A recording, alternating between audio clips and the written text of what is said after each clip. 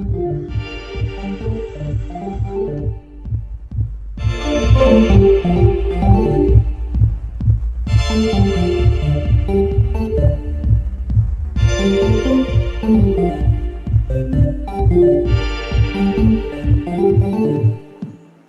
to Midwest Paratalk Radio with Deb and Greg here on the Midwest Paratalk Radio Network. Midwest Paratalk Radio with Deb and Greg here on the Midwest Paratalk Radio Network. Midwest Paratalk Radio with Deb and Greg here on the Here, let me mute that.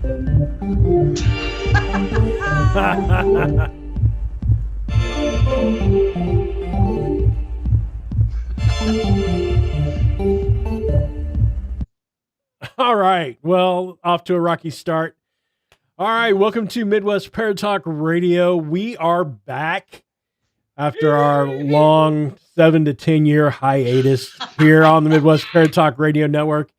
It took us a minute to get back, but here we are. We're live on YouTube. You guys can come check us out on the Midwest Paratalk Radio YouTube page. We're going to expand a little bit. We're going to have audio as well, music on the channel, stuff like that after I kind of get off my hind end and get things squared away.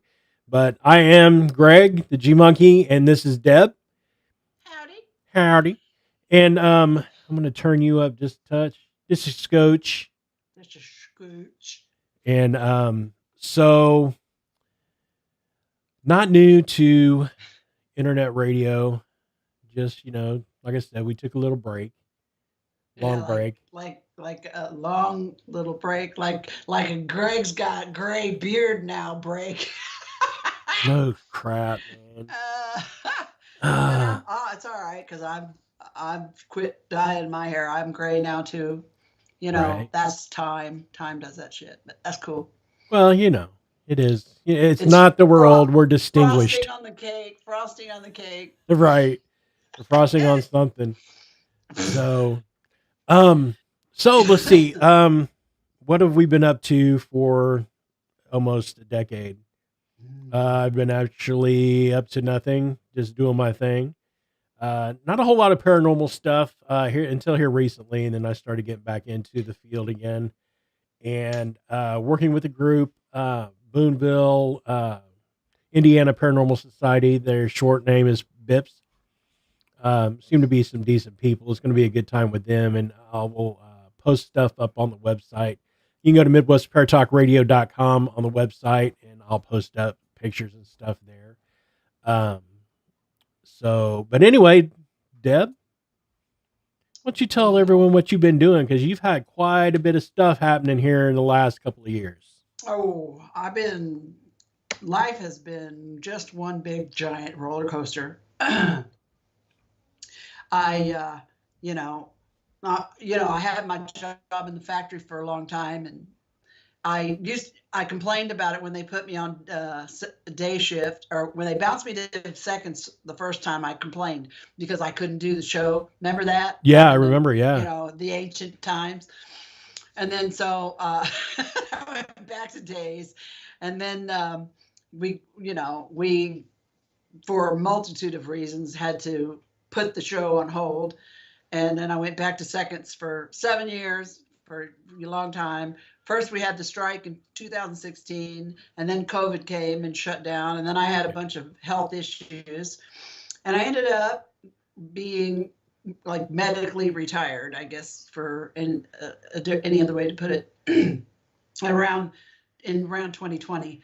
Around the same time COVID lockdown was here, I finished my second book finally that I said I was going to write for the last 10 years.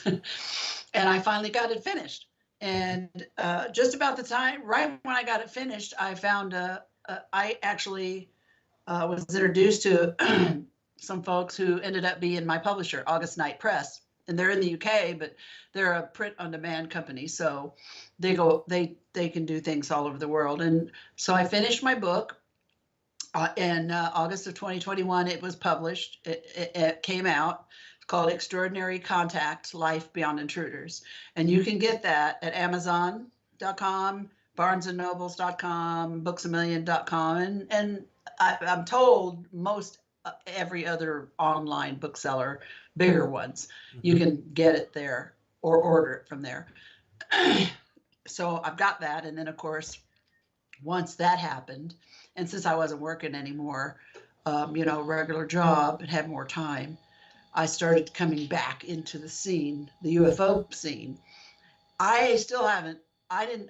I'm a bad girl. I did not keep up with nothing. Right. I didn't keep up while I was working at the factory. It was all I could do just to work and come home, take care of business at home, on and off shift. You know how that is. Right. So, I hadn't been on a paranormal investigation for a long time, and I really still miss it. I'm so pathetic. Sometimes I'll sit in my office with my K2 meter and my little N Zoom recorder and just try to see if anybody's there. Because, at my age, I know more dead people than alive at this point. So I'm hoping one of them's trying to talk to me. But, but I haven't kept up on the names. I don't watch a lot of the stuff on TV because it was just so silly. And, with paranormal stuff, Oh, yeah. UFO stuff.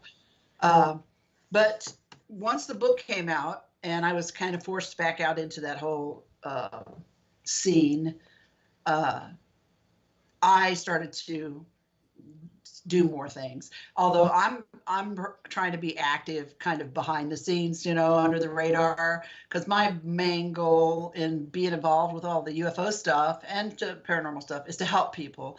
I have no desire to be famous for any of that. Right. So I did participate in I think it was in 2022, 2021. Right after COVID started lifting, I participated in the filming of a documentary that you can watch on Amazon Prime called The Observers. And I was on that one with Linda Moulton Howe, Whitley Strieber, Richard Dolan, Jimmy Church, William Henry. And it was filmed out in California. And you could, like I said, you can watch that on Amazon Prime. I'm on that. And I only did that because Linda asked me to. And Linda Howe and I have been friends and known each other for like 30 years, so I trusted her. And since she asked me, she needed an experiencer that she could interview on screen, and she asked specifically for me, and I'm like, yeah, I'll do it for you. But and then I've always been involved with CERO, CERO. It's a group out of California led by Yvonne Smith. And I was approached to be an admin to develop a Facebook page, a private Facebook group for Midwestern experiencers where the place where they could connect in private and share their, thoughts and concerns and experiences and connect with other people. So I said, yeah, I got involved with that. And I've been doing that ever since. And I host the second Friday of every month, I host either a Zoom or a Facebook room meeting with these. We're going to have one tomorrow, actually. So it's been interesting. And it gives me a chance to continue to help people while, just kind of laying low. I'm more comfortable talking about other people's stuff. I feel like I've been talking about my own stuff for 40 years. People are sick of hearing it. It's the same. I say the same thing because nothing changes. You know what I mean? Right. The past don't change, and I'm just telling you this story. But I'm glad I can be helpful to them. So I've gotten a lot busier in the last couple of years. Back into it. I feel like this is where I belong. This is what I should be doing, and something is pushing me to get. And then when you messaged me and you're like, you want to give it a whirl with resurrecting the Midwest paranormal? I'm like, yeah, I do. I think I've been doing all this other stuff because I miss this so much. So right. And I'm also I do one thing. I am recently, just in the last few months, became a co-host on a vlog. It's on YouTube, and they also put it on Facebook Live, called the Voices of Contact, and it's with me, but it's hosted by Mary. Oh my God, look at my old ass. Just had a brain freeze. I feel like Mitch McConnell. Oh my God, hold on. Let me Uh-huh. just do this so that Mary Bassett, oh, smack, smack. Mary Bassett, she's a hypnotherapist and they're in Michigan. And then Michael Carter, who some people might be familiar with, he's a regular on Ancient Aliens. He's a minister. And then Deb and RJ DeRoos, they run the Mystical Awakenings group, like kind of paranormal group up in Hmm. Michigan. So the four of us do this, and it broadcasts Friday at 8. Yeah, So I'm all over the place out there right now, But when I that's told them, I good. said, me and my buddy Gray are going to be doing this, and I'm like, and they're like, oh, that's wonderful. I'm like, oh, I'm glad you think so because I'm gonna do it. Right, right. Yeah, I told Deanna, that's my wife. I was like, for those of you who don't know and haven't been around us, I was like, man, we've not done this for a long time. I'm a little bit nervous. It's like, holy crap. And then I got to thinking, is like t- late 2015 is really the last show that we've done, roughly. I don't know when you put them up on the YouTube Hmm. page, the new one, and I'm like, oh my God, look at Look how look young at we that. look. I know. I even sound old. Jesus criminy. No, no, not at all. But see, and for me, we made a big move. Well, we were in Georgia the last time that we were doing the show, and then we moved back up to the Midwest. Um, but I got out of a lot of the paranormal stuff, and half of it was by choice, half of it was just because. Yeah. There's just a lot of crap that I just really didn't want to be involved with at the time. And of course, the longer I stayed away from it, just like the radio show, the more I missed it, the more I wanted to get back into it. Uh, I consulted with a team down here and with people online on, hey, take a look at this. What is that? And come out with us, uh, do some audio. And I got some decent audio, but I don't know. I don't know. It was just not, it didn't feel normal. It didn't feel like, with teams that I've been in before that we've been in, it's felt like a paranormal home. Our paranormal underground, our little bitty group that we started up after I left Ripa, Mhm. that was like the most special bunch of people, and it was we're a very small Yeah. group, and I think if you get a group that's got too many people in it, it's too big. I don't know. I don't think it functions as well. We functioned like one unit, Yes. and each person had a piece of the pie, piece of the puzzle that made it work. We got some fabulous Oh God, EVPs, yes. some great video.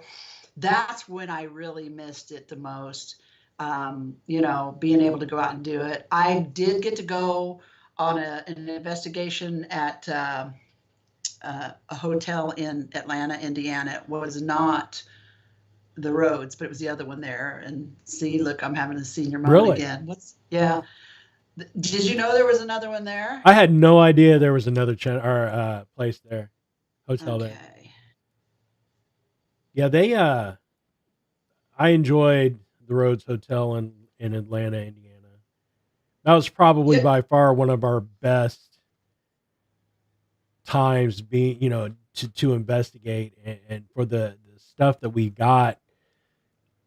It was just, it's kind of, we were there once before with a different team and we didn't get Yeah. anything. I Nothing. remember I remember sitting in the preacher's room, I think it was, Yep. doing an EVP, and we heard them footsteps running down the hallway. But they were like children's little feet paddling, and then some guy runs in and goes, "Oh my God!" That was my buddy Jason. He's like Yeah, he went back against the wall talking about hey guys, can you come and get me? that was awesome. And we, on our audio, we could hear the footsteps. I was in a tornado in sorry, I'm trying to find this name. I was in a tornado in Can you tell us your name? here in Kokomo, November of 2020, November 2013, and everything I owned basically was destroyed. I was able to salvage some stuff. Fortunately, some of my DVDs that I had our stuff on were salvageable because they were in enough things that they didn't get wet or they had crap on top of them. And some of the stuff on my computer hard drive, my husband was able to pull off, but I did lose some of that stuff, you know, but I was thankful to save what I did save. Yeah. I've got the Rhodes DVD. I've got the Franklin Township home. I got the Kokomo investigation that we did. Remember the I one think we a couple did more. here, the one in Kokomo that we did, and we got the video clip of that entity coming around the corner. Yeah. I still have that video clip. I've showed that video clip at a couple of talks that I've given, and people were like, right? See, that house was really interesting. What got me was, I mean, for lack of a better term, it was basically a full body apparition coming around that corner and then freaked out and took off. But the thing that got me about that investigation was two things: the hand down your sister's back at the horse one, at that one house, and then the house with the full body entity. There was a guy that was sitting on the couch and overimposed, or is it called superimposed, or over him while he was sitting there, you could see a Native American almost aura like around this guy's entire body sitting on this couch. And we have that picture. And it just kind of blew my mind because he's not a very big guy anyway, but it seemed like the Native American was huge.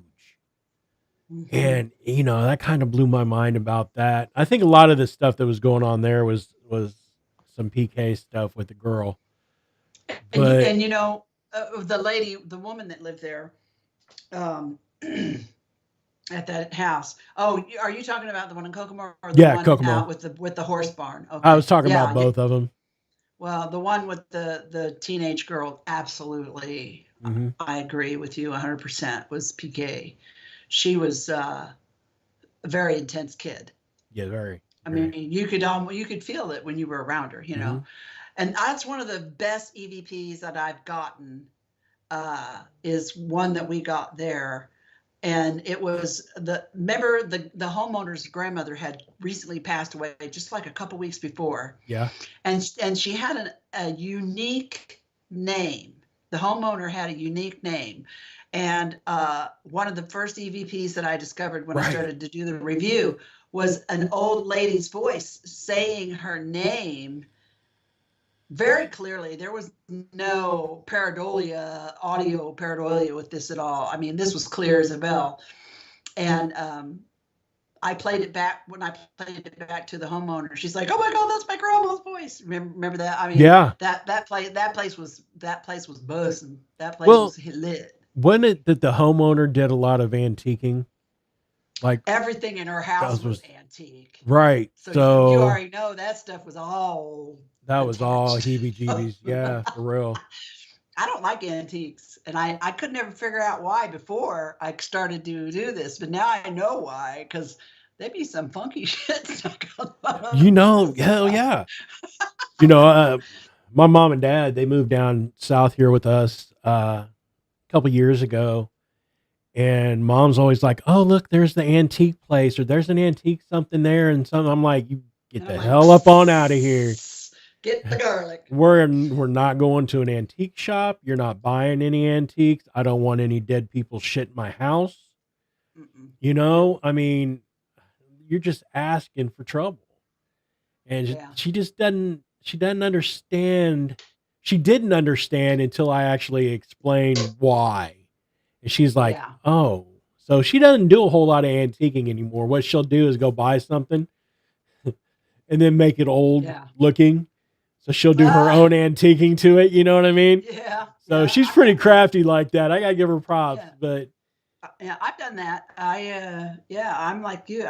The only old stuff in my house is me and my husband. right, yeah, that's I mean, I will take in something like the cedar chest that I have yeah, that actually went through the tornado yeah. and got pretty wrecked. It was an old, I think, I can't remember. It's a name brand cedar chest.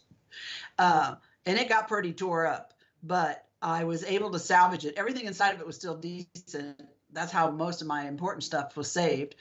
Um, and I found a guy in another little town out here that he had it for several months because it was one of those lane waterfall cedar chests, so it had all that veneering and shit on it. Oh yeah, Oops. yeah. But he was able to restore it. It Wow. cost me. It cost several $100s for him to do it, and I would normally not spend that kind of money Yeah. on a piece of furniture. But because this cedar chest was a 1-year anniversary gift to my mom from my dad, the first year they were married, so it was like 90 years old, and both my parents are gone. Yeah. So it's no way that I could have ever replaced that. So I paid for it. Now that's the kind of old thing I will have in my house. Just Yeah. something that of someone I knew, Well, But yeah, yeah. I going mean, going to an antique store, and I don't even like going in them because when I walk in, I just feel all kinds of creepy. Like when I go into a hospital, I hate to go visit people in the hospital, even when they're happy, like having a new baby and whatnot. Because walking down the halls, I'm like feeling shit, and some of it's kind of weird, yeah. Like I feel bad, but I don't want to creep anybody out, but and I feel bad for whatever it is that's stuck there, but Mhm. I don't know. You'd think I'd learn how to filter that out better now that I'm older, but no, not really. Yeah, I don't know that you can. I mean, I'm sure you could work on it and get to that point where you can control it a little better, but I have the same thing. I can tell you if a house is haunted. I can tell you if there's spirits around. I can tell you, I don't feel comfortable, something's not right. But at one point I tried looking into that a little bit more and then I didn't. So, but I don't know. I mean, do you still find yourself and like I said, I've been out of the paranormal for a minute. You're going to end up hearing my dogs because they're about to act stupid. Yo, chill out. I see him. Yeah, Oh, and okay. but I'd always have a feeling about places, things, or people, and it never really went away. Have you found that kind of to be the case after stepping away from things for X amount of years because we're old? I can say X amount of years. But I mean, do you get that? Still get that sense? Is it more now than it was before? Is it less now? Has it? Have you noticed a change? No, yeah, I still have it. It's part of me.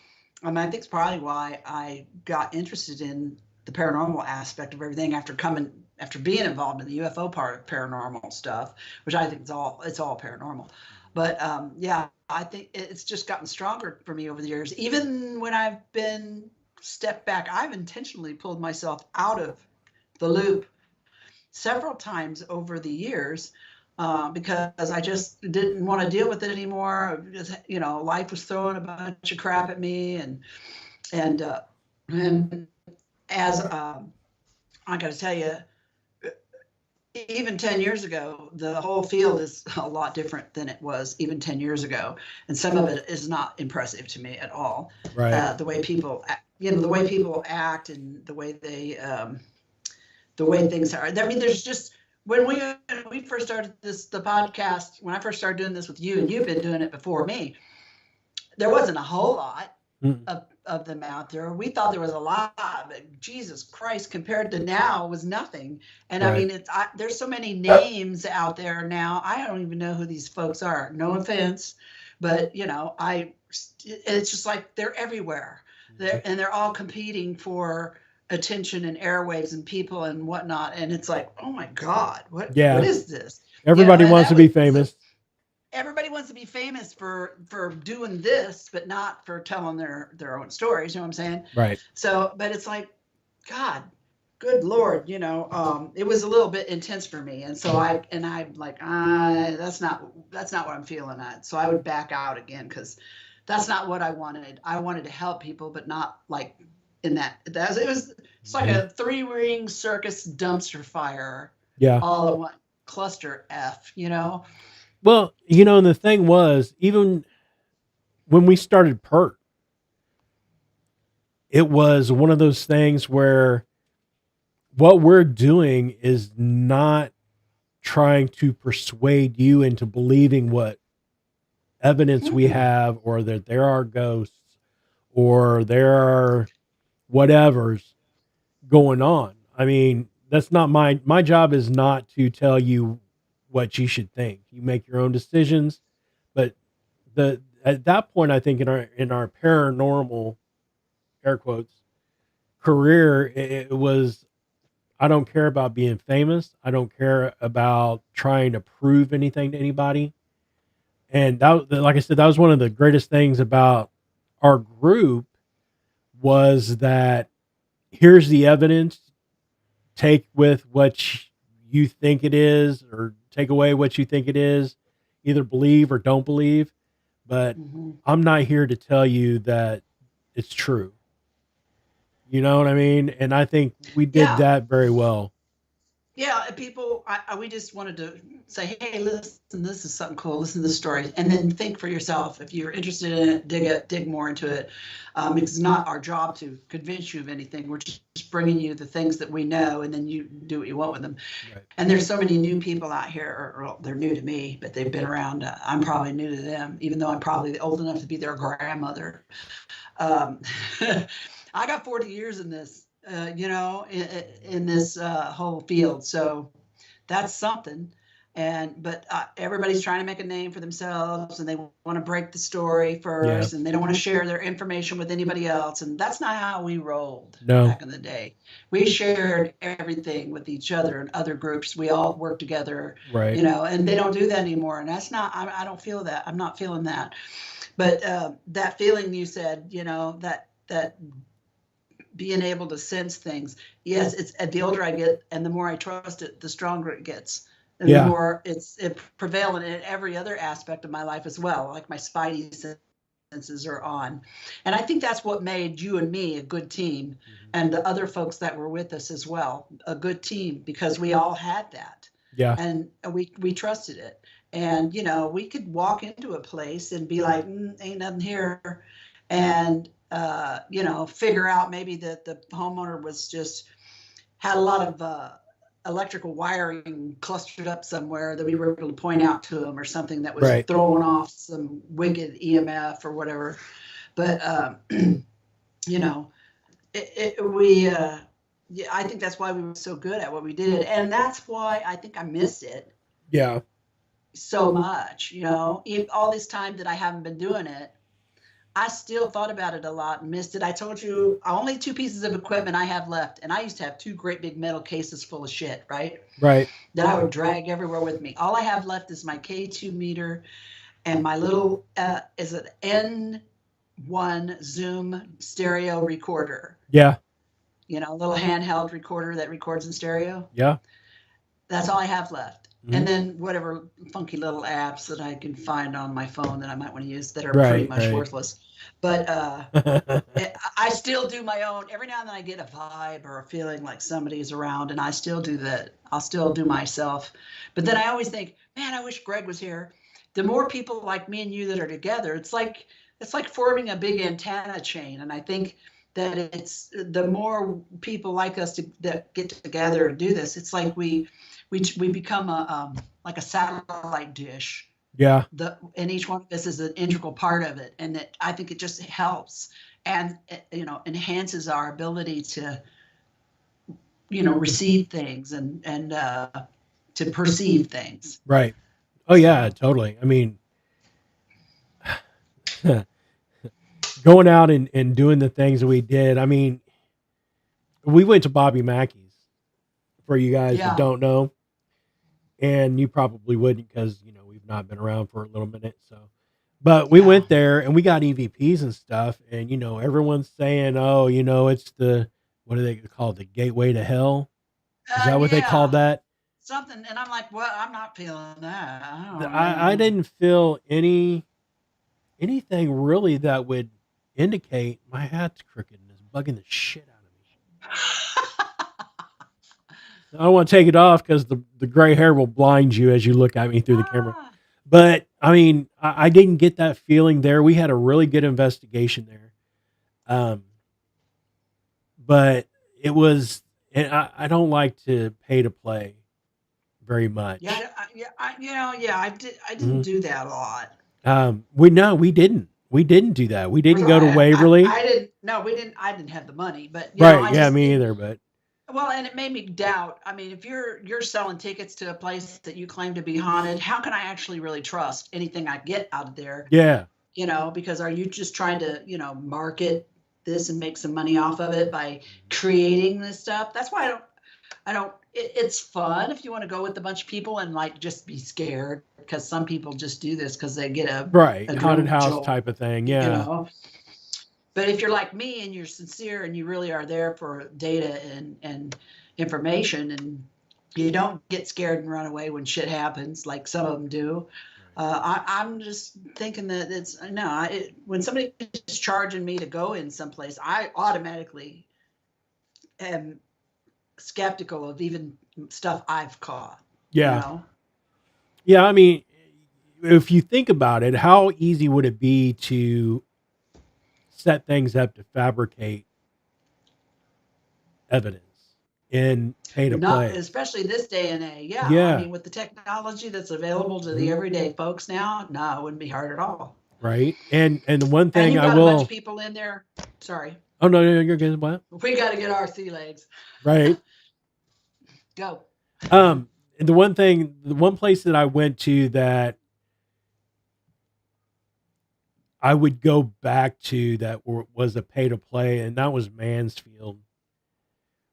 There was things that happened there that I think would be really hard for even a tech guy to fabricate. You know, Who's up on me? whoa, what was that? Oh, I don't know. You just froze up on me and then you came back. Oh, Did you just get abducted, man? What the heck? I don't know what the hell that was. It went bleep bleep bleep.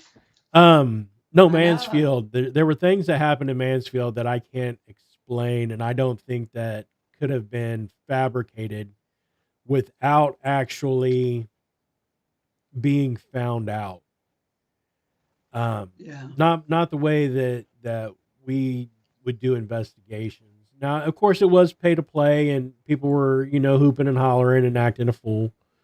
But I investigated with a select few, and it was it was exciting.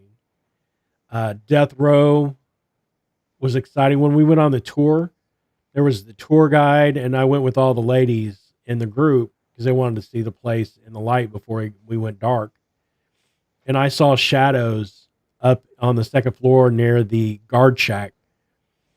And if you've ever been to Mansfield, you guys, it's like a football field on the left of the guard shack, a football field on the right of the guard shack, and it's like a circular area in the middle that the guard that's where they would run things from.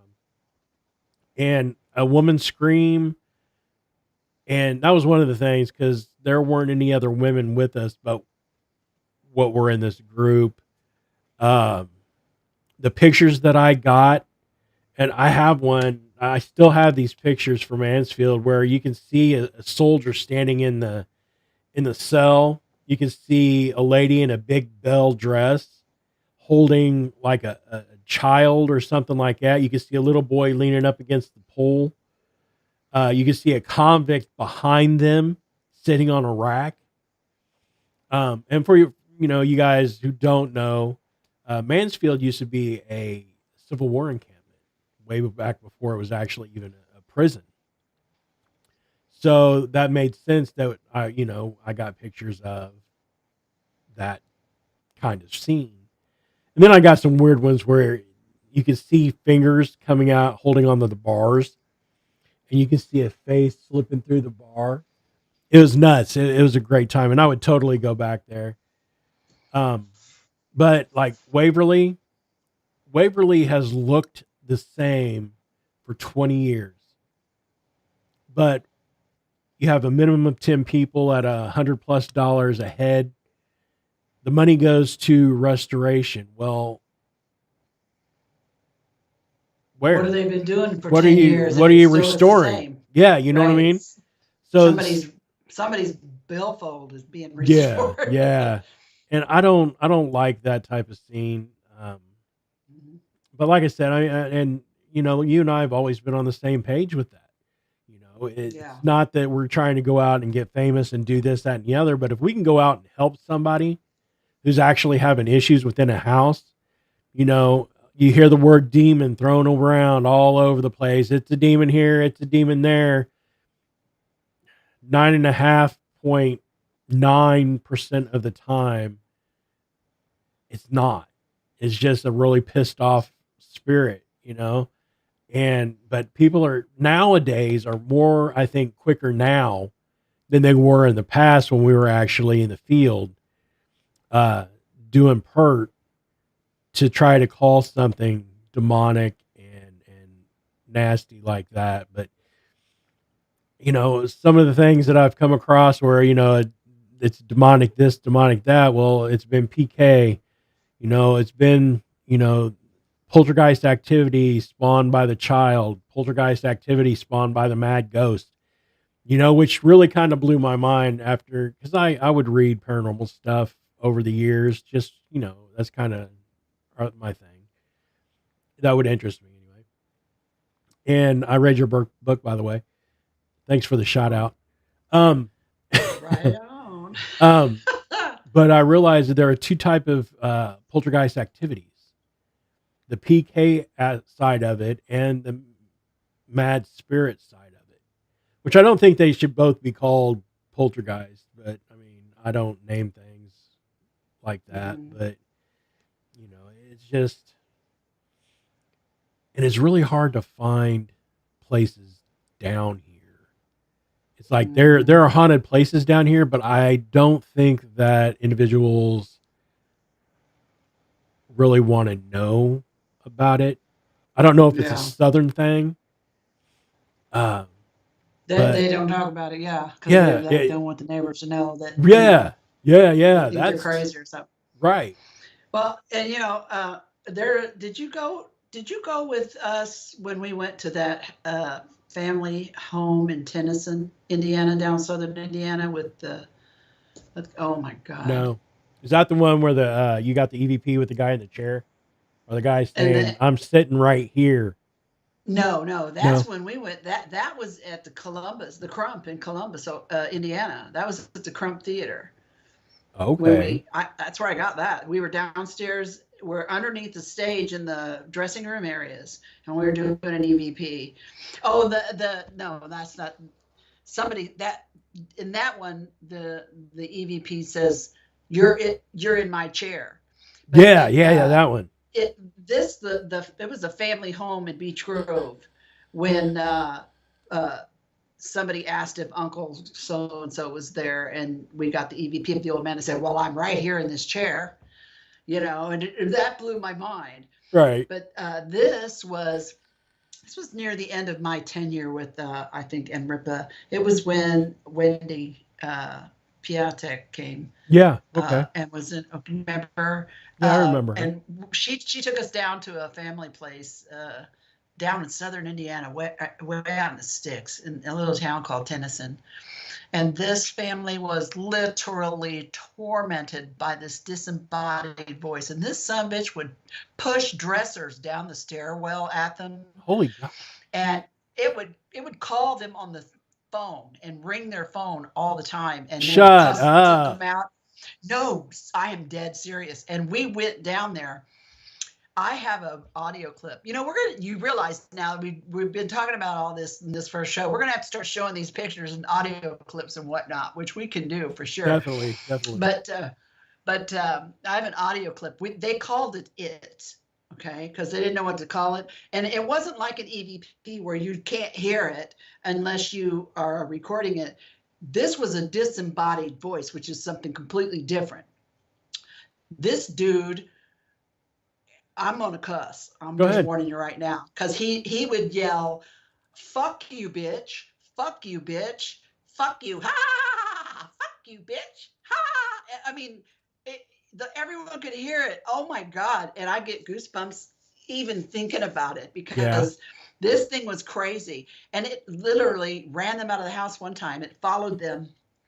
They went to a hotel, and it started talking to them in the fucking car while they were driving to the hotel. Okay. And we thought, this cannot be real. I mean, this is over the top. Somebody's got to be Jacking yanking around. these Yeah. people's chain real Right. bad. We were looking all over the property for wires and speakers and shit, because it was just unbelievable.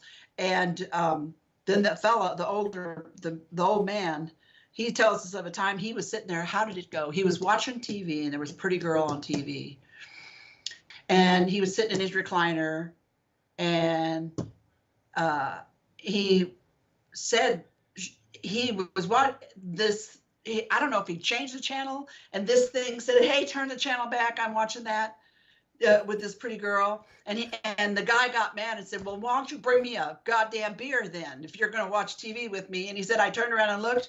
There was a beer, unopened beer, next to his chair, next to his recliner. Damn.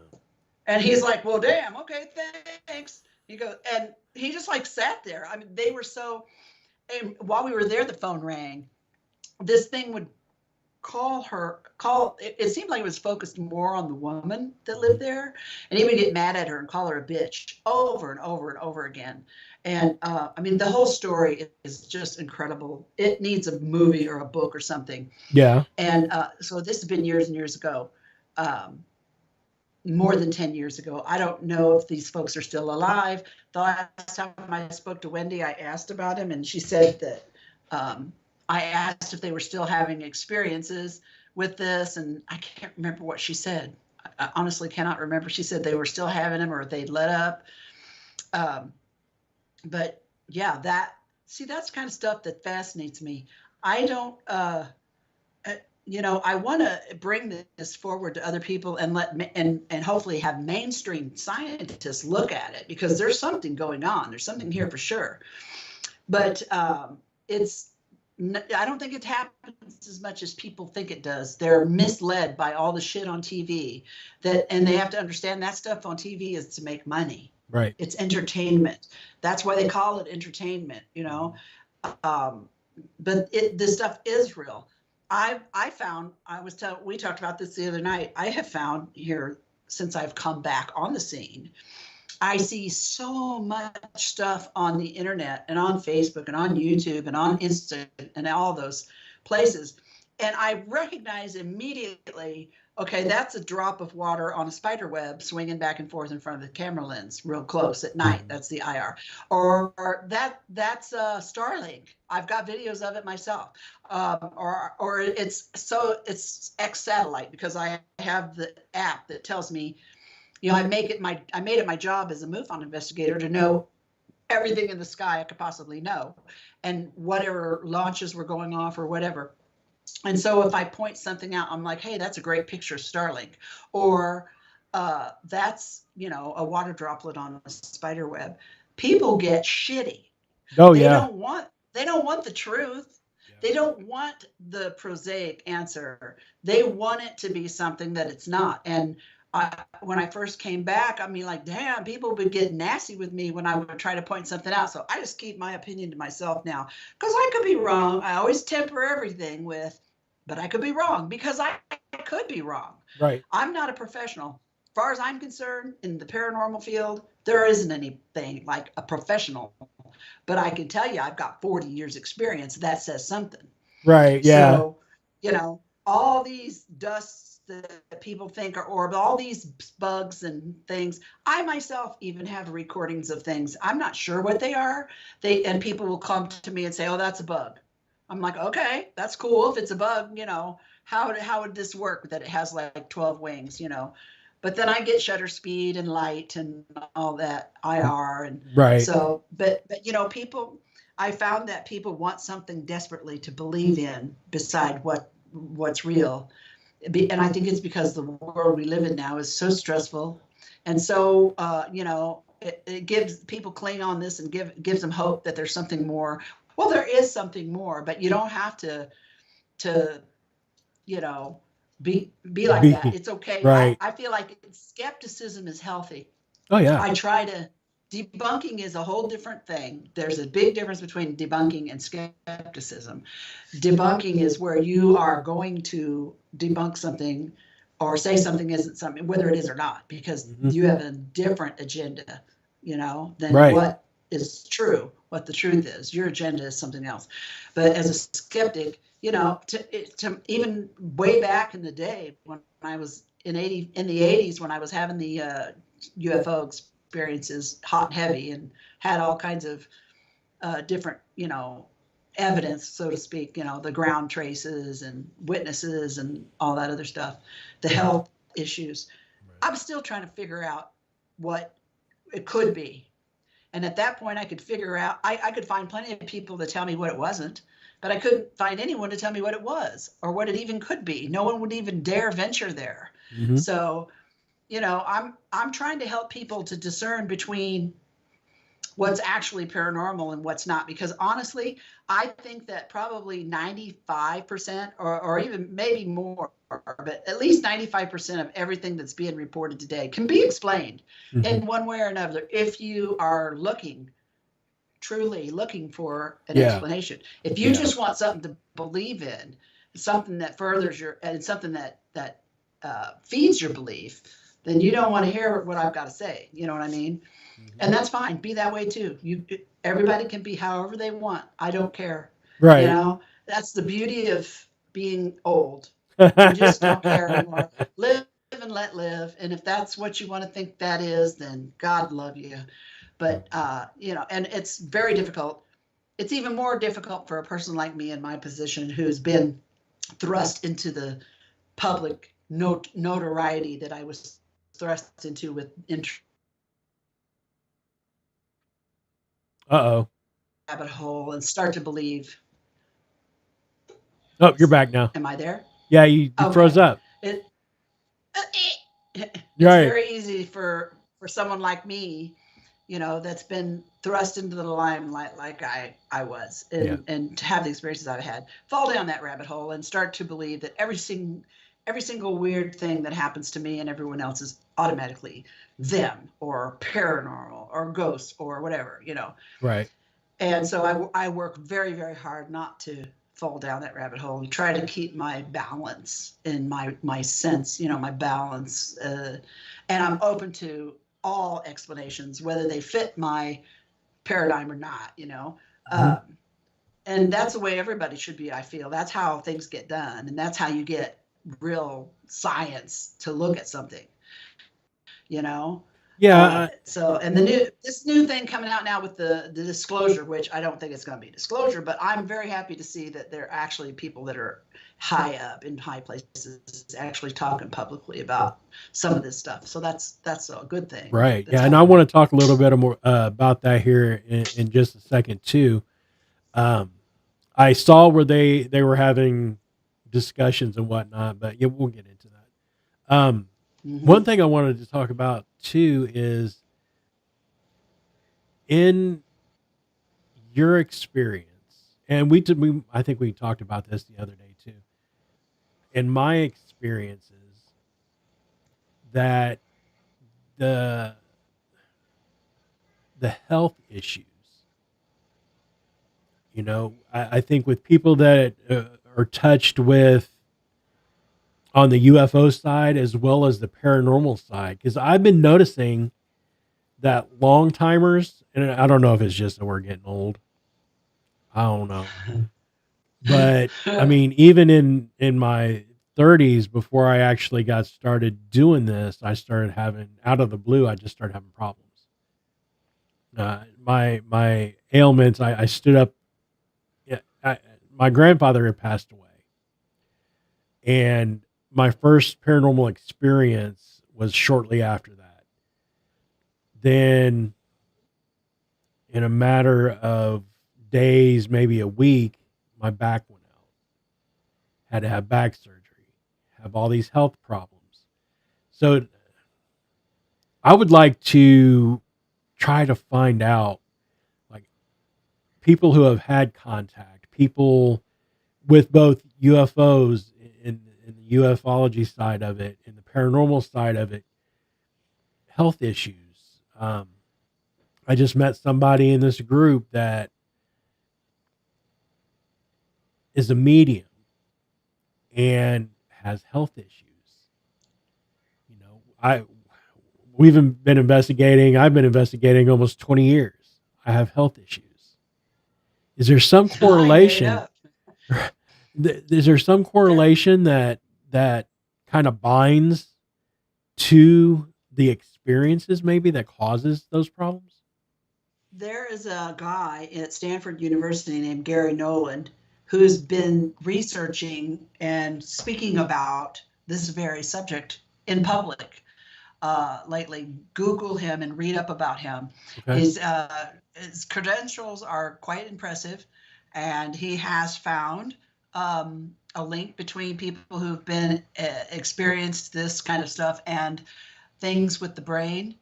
Uh, and then, of course, like myself personally, I had the experience where I got hit with the light back Yeah. in '83, hit me right in the solar plexus area. And guess what? Now, by the time I was in my 30s, I was diagnosed with macular degeneration and cataracts. By the time I was my late 40s, I had cataract surgery in both eyes because I couldn't see.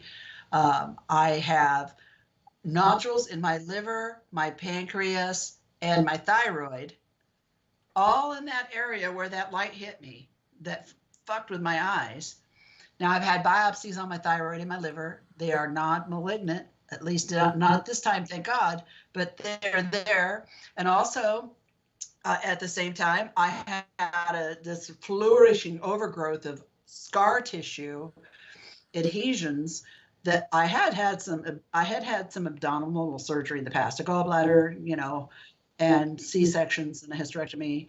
But the scar tissue that grew from these surgical procedures grew at an astounding rate to the point that it created my surgeon described it as a web around my internal organs that encased them, all my small intestines.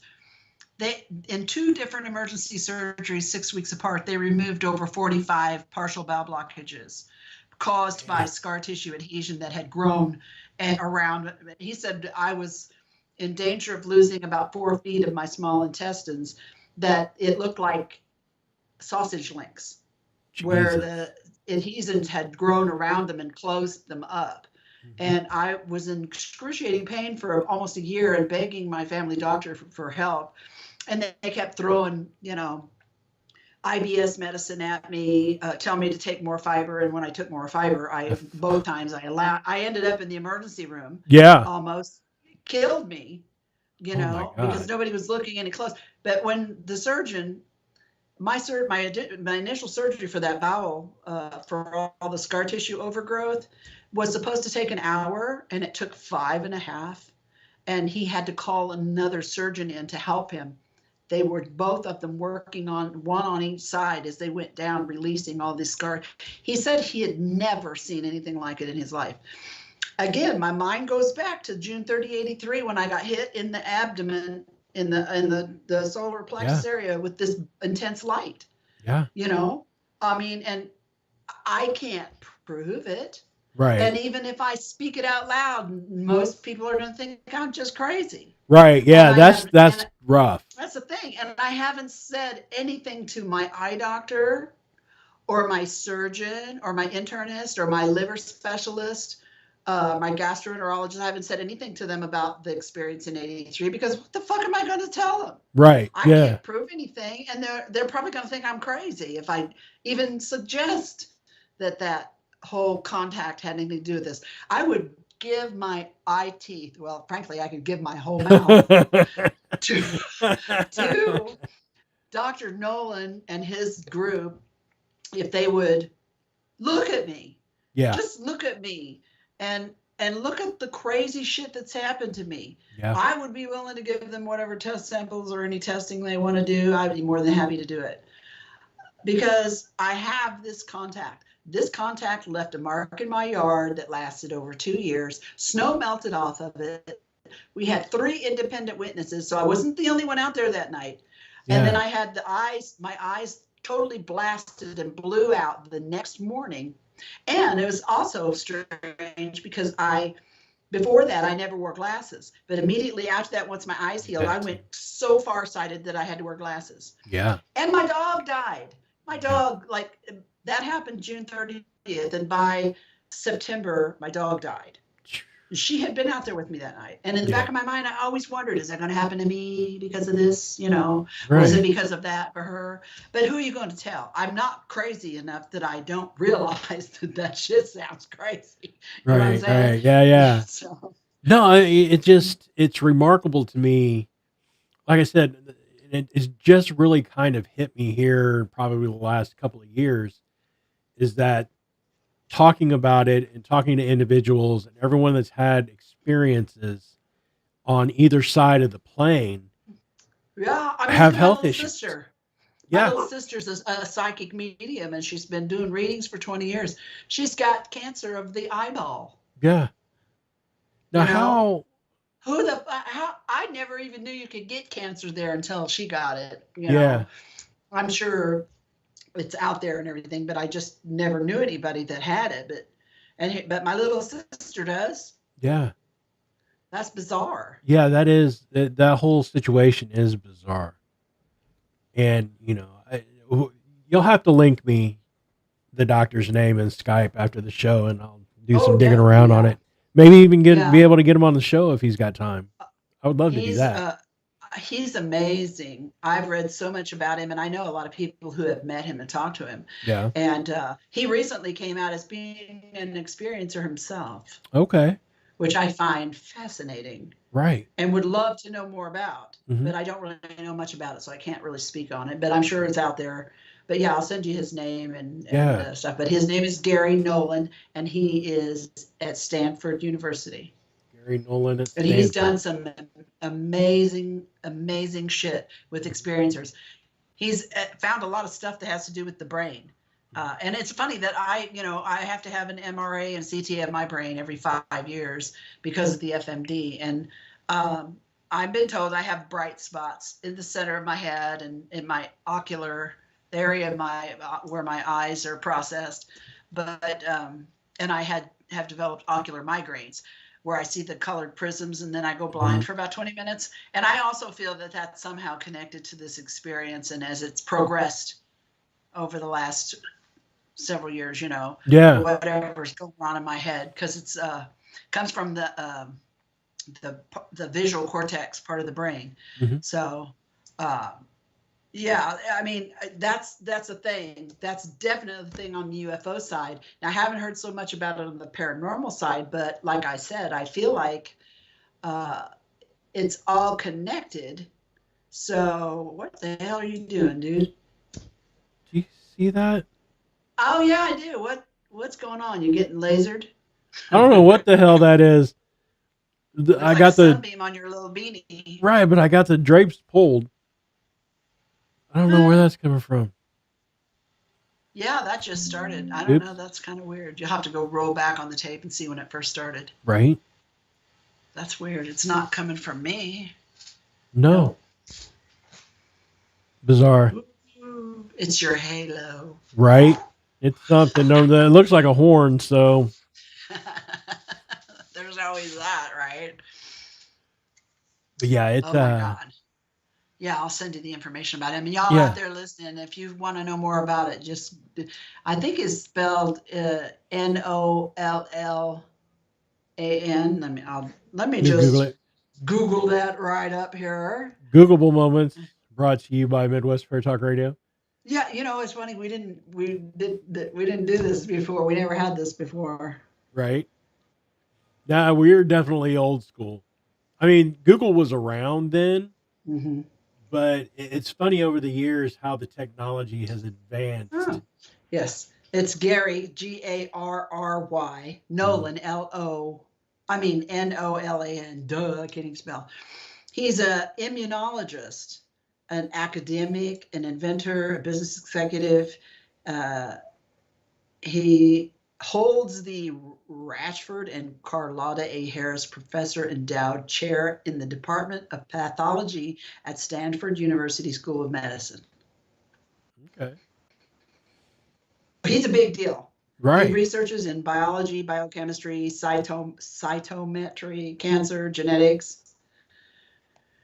That's another thing. I mean, is genetics involved in some of this health stuff that's connected to this as well? Because my brother and sister and I, all three have, nodules on our liver, and I have cirrhosis, but not from drinking, from fat. Right. My brother was worse than me. We all have plaque in our coronary artery. Mm-hmm. My brother had to have triple bypass surgery, and I'm on statins. He couldn't have. We also have FMD, which makes your arteries curvy and they stick together and get balloons in them. So they couldn't do stents in him because his arteries were too curvy. But not funny, but the scary thing is, Bobby and Sherry aren't fat. Yeah. And Bobby never drank hardly anything in his life, just like me. And yet here he was like, to get on the liver transplant list, I think your MEL score has to be 18, and his was 15. Oh. And and there is some kind of a link between cholesterol in the arteries and in the liver, because I guess the liver makes it or something. So there's some kind of link.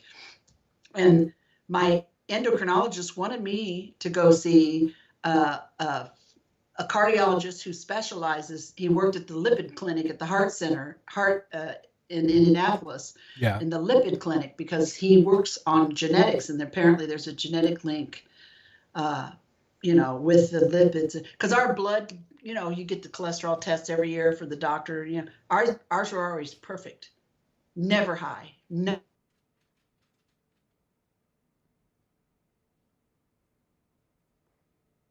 Uh-oh.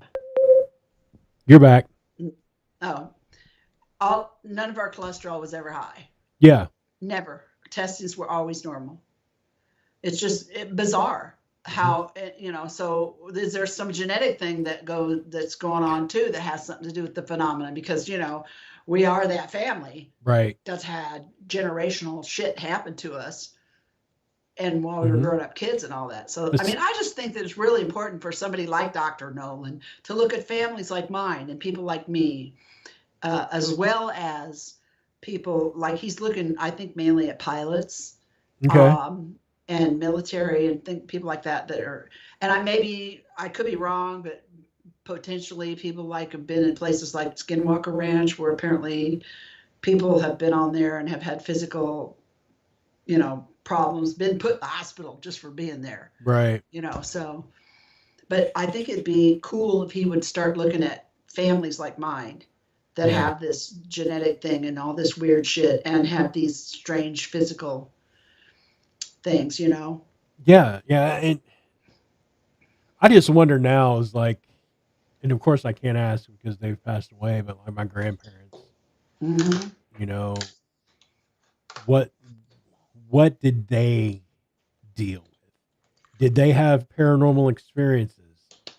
Of course, like I said, I never got into the paranormal until after he passed away, and my grandmother, who was in pretty much too far gone really to have a conversation with.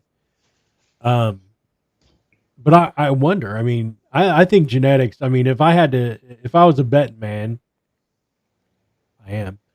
I would say genetics has a lot to do with it. I mean, now that we kind of been talking about it and thinking about it. Um, my parents, uh, my parents back before I was even born, my father was stationed in Thule, Greenland, in the Air Force during the Vietnam War, and of course, my mother stayed in Indianapolis.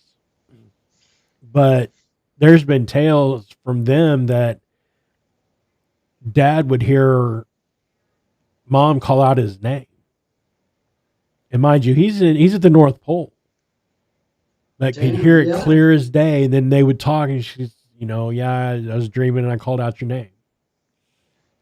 So woke herself up calling his name because, of course, she would be asleep. And I know you guys, come on, give me a break. But you know what I mean. Yeah. So I mean, I wonder. I might have a talk with moms and pops and see. Uh, I know my father has a reoccurring dream, which I think is regression. That's me. Do you have reoccurrings? No, yeah, I do. I have had a Oh, recurring dream. I passed. No, the ding was me. okay, yeah, Sending you a link for about Dr. Nolan. perfect. You see, I've never had reoccurring dreams. I barely dream a whole lot anyway, Mm. especially now that I'm getting older because I don't sleep really that much enough. I don't think I'm getting enough REM sleep, but that's could be another symptom of paranormal. Hmm. Um, but I would have violent dreams when I was younger. Um, gunfights, um, police involvement. I was never on the wrong side of the law. Just let's put that out there. But stuff like that seemed to happen quite a bit, but it was never the same one. And then as I started getting older, I don't remember a whole lot of my dreams at all. And I think Hmm. that's kind of weird. I don't know if it's like I said, a lack of REM sleep, and that's why you're not dreaming, or you just I'm so old that I might be a little senile. I got a little Shit. dementia, and I've been forgetting shit when I wake up. I'm just saying, I'm way older than you, buddy. Now I don't remember my dreams in the dip.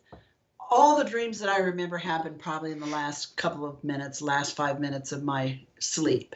yeah, And when I remember them, they're lucid and vivid, and hmm they have become more increasingly bizarre as I've gotten older.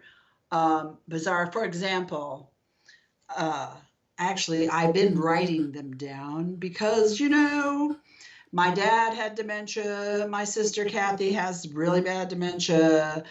Not that I'm trying to manifest myself with that shit, but it's possible. So I've been writing everything down so that I can remember, and also so I can pass it down to my granddaughter. And probably going to have another book out of me before I hit the bricks. sweet. Um, that Okay. Now, when you get in through the writing process, and this is Mhm. just kind of an off the wall question, do you get in a groove, or do you find yourself with an occasional like writer's block, and you have to step away from it for a month or so? Or is it one of those things where you can sit down and it just kind of starts spilling out? You know what? It's funny because I take spells. I'll get in a groove like that, and I'll be writing, and I seem to do my best writing at like 2 or 3 in the morning, Yeah. and I'll write all through the night, and then I'll sleep on it, and then I won't do it again for a few days maybe, unless I'm really in a groove and Mhm. I'm get because kind of I kind of write it in my dreams at night. Kind of I get thoughts and ideas and organize them in my dreams, and then I get up and hurry up and write it down before I forget it. Mhm. But it took me 7 years to finish this last book. Life distracted me. Life can be a very big distraction sometimes, and then sometimes when you're just so drained from all the bullshit in life that you just don't even want to think anymore. You Yeah. just turn off. But yeah, so it comes in spells for me. Some like my first book, I practically vomited that book out of my brain in the middle of the night, and I had the whole thing written in like 2 weeks. Mm-hmm. I mean, it was like almost like I didn't write it. Like I was just there Documenting it. doing it. Yeah. Yeah. It was bizarre. So, but these last couple dreams that I've had, I was, here, okay, this wasn't a dream. I was outside walking in the sun, getting some fresh air, and I was enjoying the last little bit of decent weather when these thoughts came in my head, and I was feeling super relaxed. I think I was in some altered mental state, even though I was awake. You know what I mean? And I heard this voice come out of nowhere in my head, and it wasn't my voice. It wasn't my thought voice either. And it said, "Hey, Deb, did you know that from this side you look like a little bright bubble of light just floating through your daily life here out in our darkness?" And I said, and then he said, "You seem brighter than most. We see you. We see some of your kind, but you're only perceivable as light here from my perspective. And when you see tiny lights, that's how we look to you from where you are. But actually, where we are, we look just like you." And I said, "Are you dead?" I was walking down the street, and I remembered this, and I said this out loud. And then I thought, "Oh God, I hope no one saw me." And then I'm like, "Oh, I got headphones on. They'll just think I'm on the phone. Thank God for headphones." But I said, "Are you dead?" And he laughed, and he said, "I'm as alive as you are." And I said, "Well, are you one of those gray guys? You know, like, are you an alien?"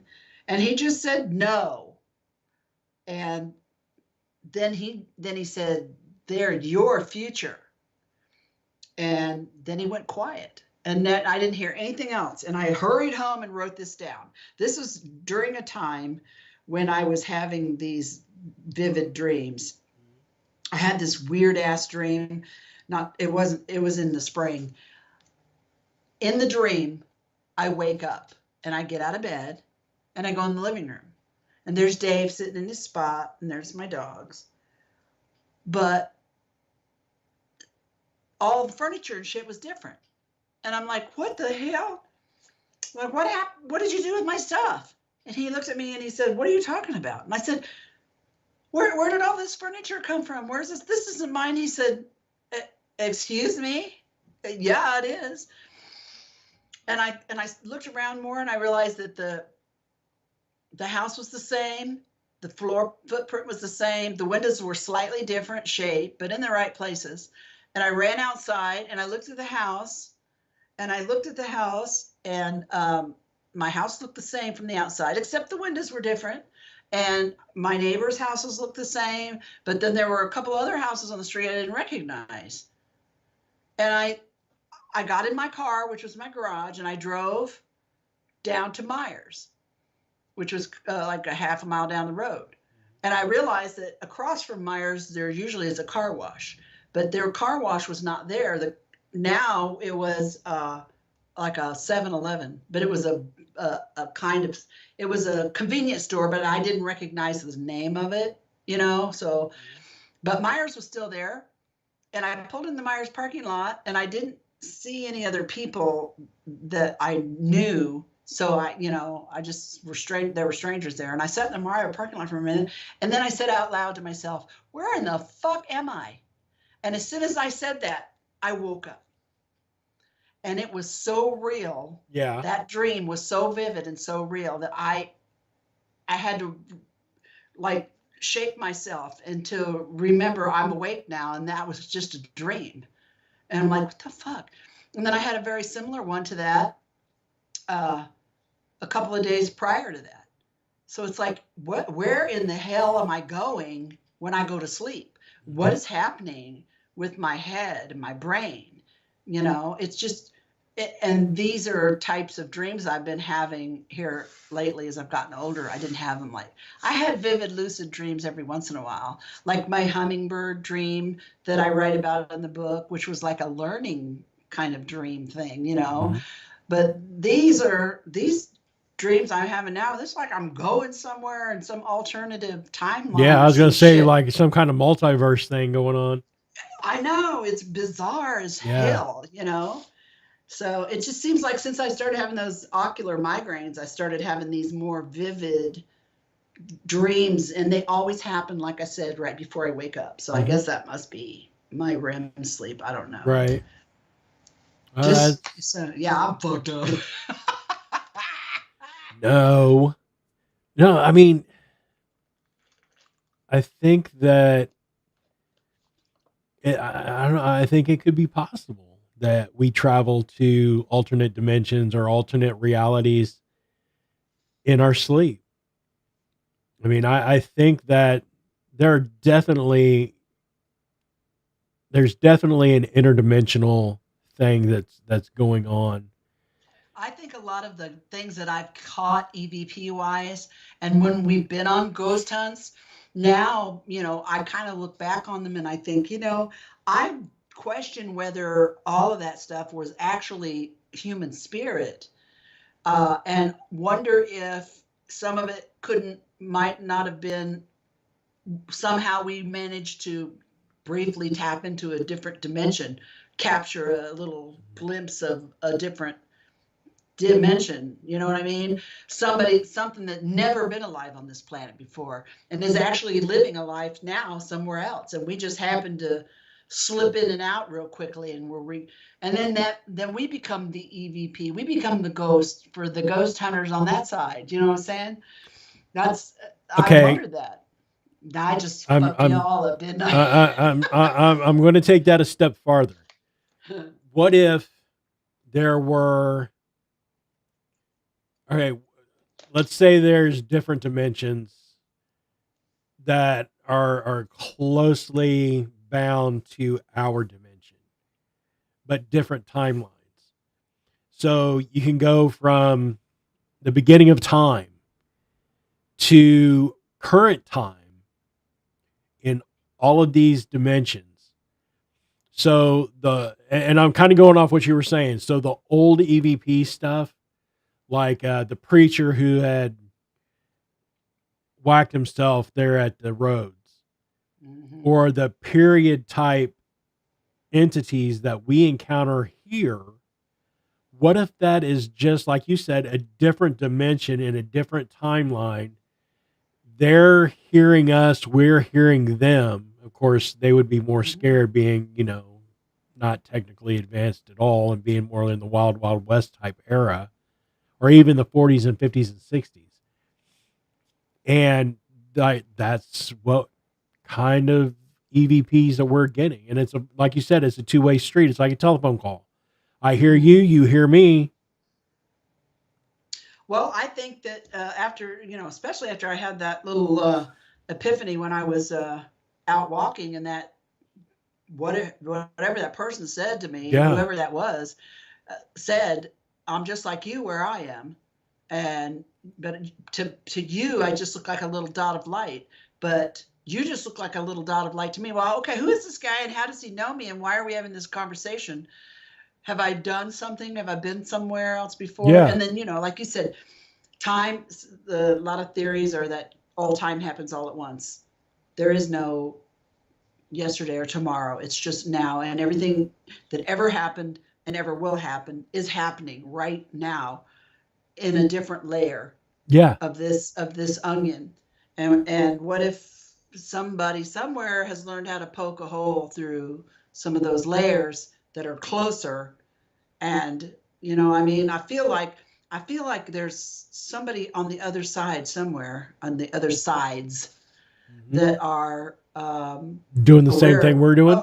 are aware of us, like we're becoming aware of them. Their Yeah. awareness, they're beginning to wake up, and they're actually actively trying to make contact, which is what we're doing potentially. We just don't have like a lot of fancy equipment. We're running on a shoestring and a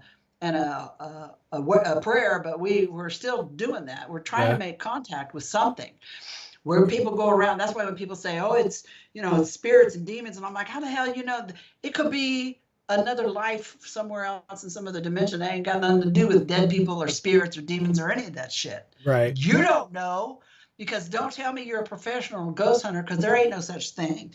Right. Everybody's just here all learning, and if y'all would just figure that out and help each other, we could get a lot farther in our knowledge instead of y'all trying to be stars and break the big news and have the best shit. That's silly. That's not how shit gets done. Right. So, I don't know. I consider myself an expert. well, I consider myself an old lady that's been doing this shit for 40 years, and you can't. Seasoned. Uh, right. You can't not learn some stuff after 40 Right. years. But I still got a lot to learn, and God willing, I'll be around another 40 years to figure it out Right. before I die and then know it all. Then I'll be trying to hunt somebody down and I got a list about a mile long of people I'm about to haunt. So I'll be sure and like do the writing on the steamy window. I'm here. We don't die. So right. Yeah. So just wait till I get some clothes on before you do that. Okay. Yeah. Oh, no problem. God damn it, Deb. I'm naked. My God. I'm naked. What are you doing? I don't know. I think back when you get to that point, you don't give a shit about the meat sack anymore. You never know you never know what's happening on the other side. I'm just saying. Well, I might have a newer, better version of the meat sack on the other side. Who knows? I know if I get a pick, I'm sure damn going to pick better next time. I don't think we have a choice in that, to be honest. Probably not. I don't think it, because I sure the hell wouldn't have picked this if I had a choice. Right. But I've had conversations in the past that my dog, you see him? Barely. Yeah. Hold on, the house is a mess, you guys. I'm sorry. Let me hold on a second. Oh, I'm in my girl. There he is. Hi, buddy.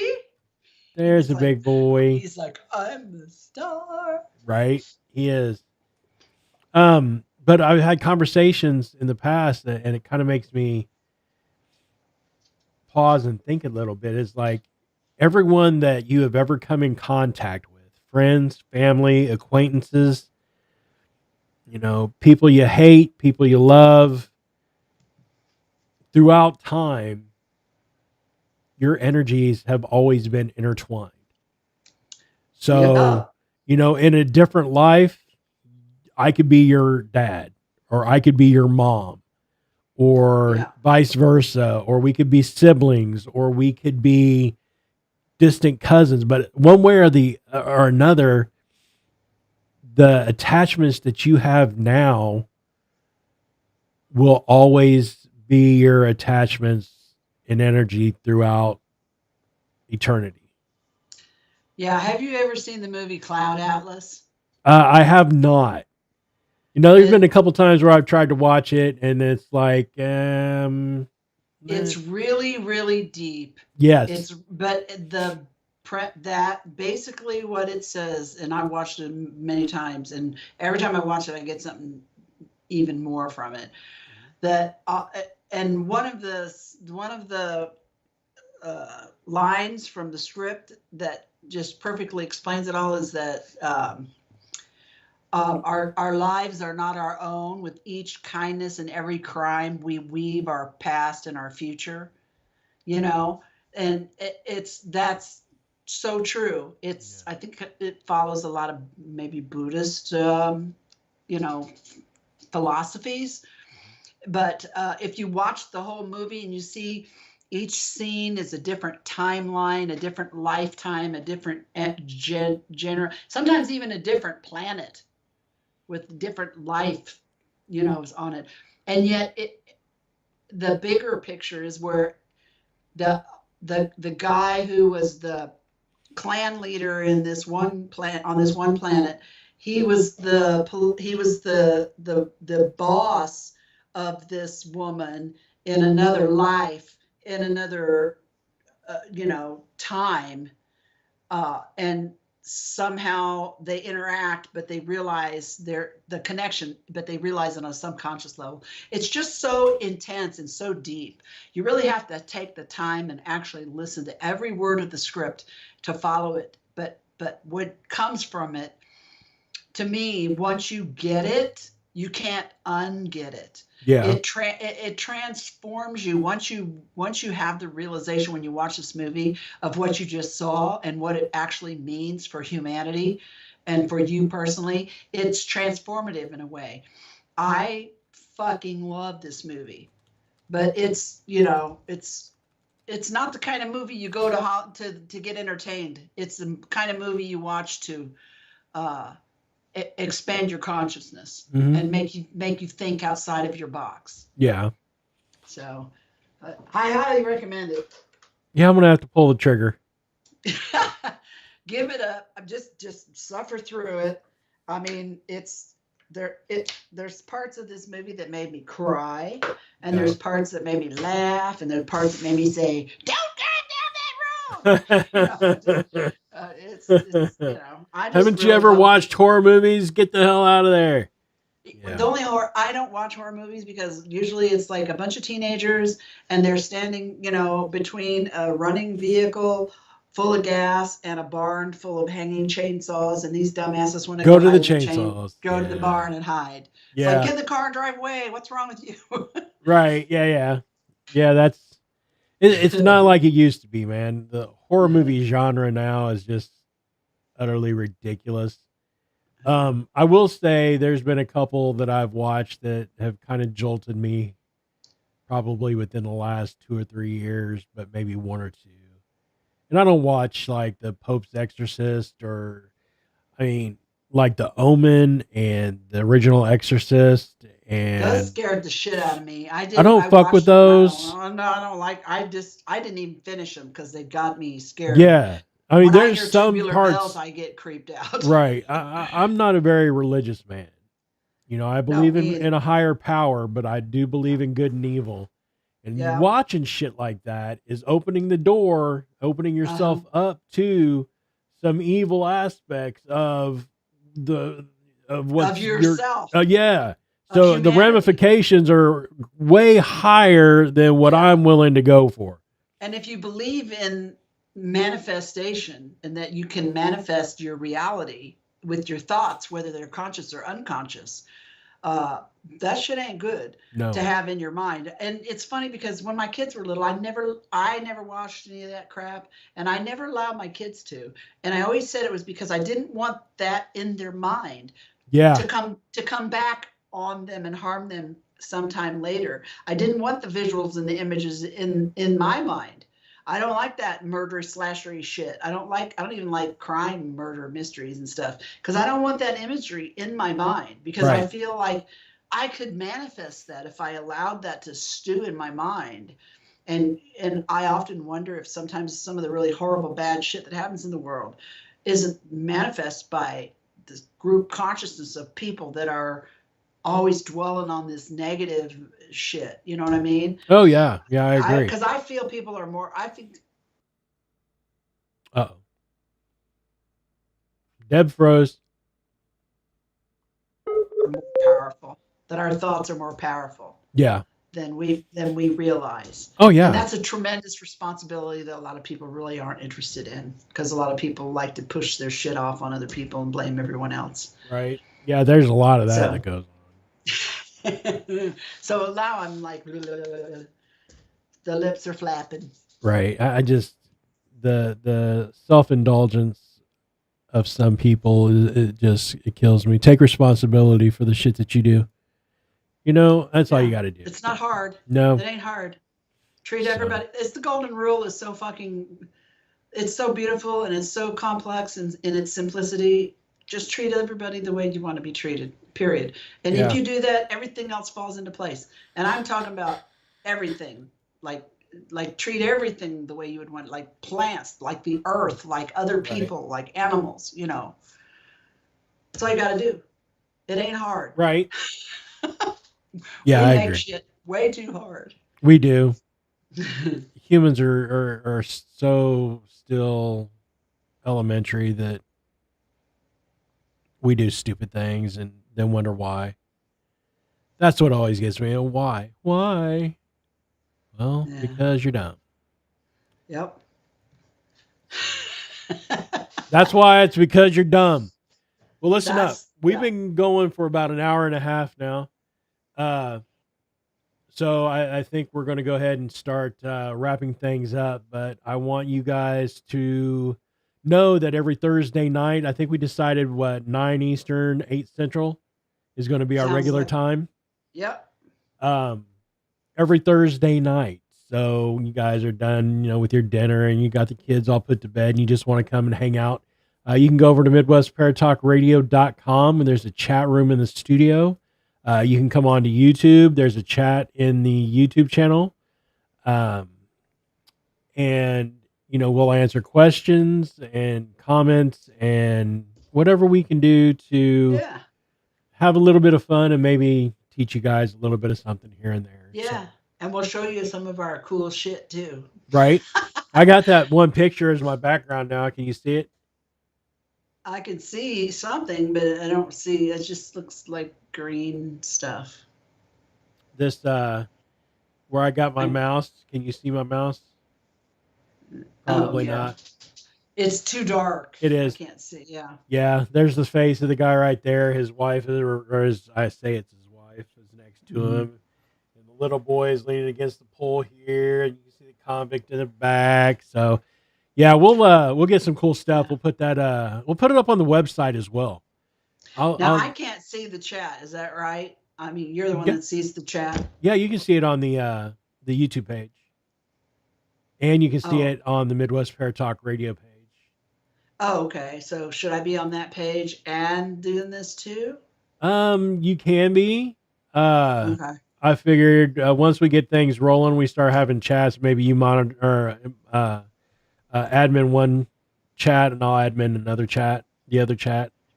So we'll keep an eye Okay. on that until we start getting some momentum, and then I might bring in somebody and have them moderate both of them. Cool. So We'll get her figured out. we'll get her figured out. This was our inaugural Woo. welcome back show, and you guys can expect a little bit more of this where Deb and I just talk about things and stuff. Oh, I was going to ask you about the committees on the UFO stuff. We'll have to do that next show. We'll do that next time. Yep. And if you guys, honestly, if you have ghost stories or ghost questions or UFO stories, UFO questions, you can always send them to me and I'll get you set up with an email as well, Deb, if you want. Gcable at MidwestParatalkRadio.com. And yeah, send that. We'll answer it. We'll discuss. So we'll just have a good time. Let's discuss. So, all right. Well, I want to thank you guys for checking us out here on Midwest Paratalk Radio here on the YouTube page. We're going to have straight up audio as well. So if you're out running the streets and you just kind of want to listen to our podcast, you could do that as well. But we'll let you know when that's all squared away and set up. So appreciate you guys, and we will see you next week. Remember, 9 Eastern, 8 Central here on MidwestParatalkRadio.com. See ya.